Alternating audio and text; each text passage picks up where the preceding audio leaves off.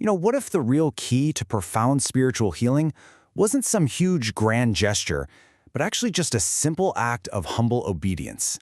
Today, we're going to dive into how surrendering to God's will, even when it feels really small, can unlock this incredibly powerful connection with Him.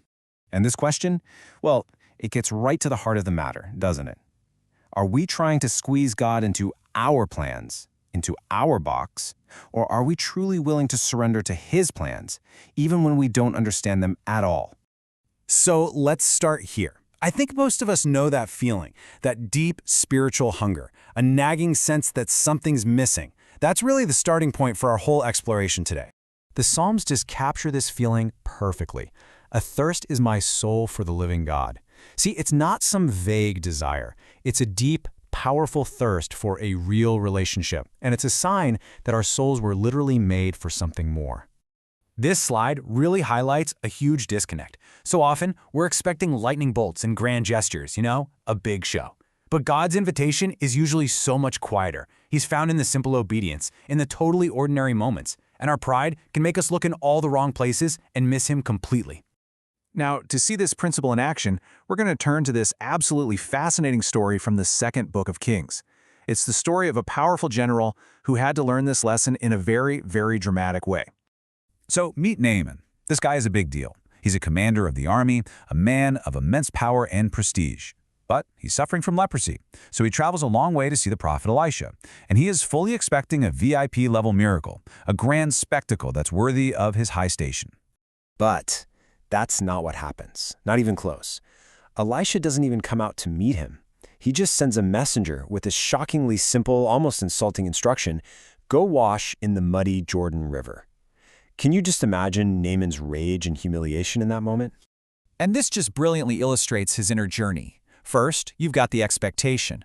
Then this righteous anger at the total insult. But then, and this is the crucial part, urged on by his servants, comes the surrender. He literally swallows his pride and obeys.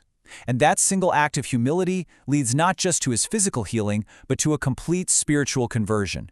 He recognizes the one true God. Naaman's story is such a powerful warning against pride, right? But there's another, much more subtle danger that the gospel highlights, and that's the danger of familiarity. Now, this is a trap that can be even harder to spot than pride. I mean, we know the stories, we say the prayers, we go through all the motions. But this very familiarity can build a wall around our hearts. We start to think we have God all figured out, which completely closes us off from ever being surprised by Him. It's a really important question we have to ask ourselves. Has our knowledge become a barrier? Has our routine replaced a real living relationship? I mean, Jesus Himself was rejected in His own hometown by people who thought they knew Him. He was just the carpenter's son to them. They were way too familiar to see the divine right in front of them. Okay, so all of this brings us to the core principle that really ties it all together. It's a simple but incredibly profound truth that is absolutely key to a life of faith. This right here is the crucial point. The obedience of faith is all about acting before you fully understand. It's about trusting God enough to step into that muddy water before you see any healing, just like Naaman had to. And really, this is the essence of it. We are called to trust beyond what our eyes can see or what our minds can possibly comprehend. We walk by faith, not by sight. It's that simple. Okay, so this is where it all comes home. This is where the rubber meets the road. How does this ancient story of a general and a muddy river apply to our lives right here, right now? So, let me ask you, what is your Jordan?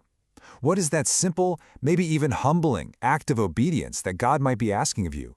It's probably not going to be some grand gesture, but something small that really challenges your pride and invites you to just surrender control. Let's look at some examples, right? Maybe your Jordan is just biting your tongue when you really want to argue back. Maybe it's doing a kind act for someone without needing any credit for it. Perhaps it's forgiving someone, truly, deep in your heart. Or maybe it's just letting go and trusting God with a problem that you just can't solve. These are the modern-day Jordans where the real healing happens. So here it is. Here's the call to action. Don't try to fix everything at once. Just choose one small, concrete act of humble obedience. Trust me, that is the first step into those healing waters. So let's just close with the prayer you see on the screen. Let's take a moment and just make it our own. May this really be our desire, to have the humble, obedient faith that heals, that converts, and that makes all things new. Thank you so much for joining me.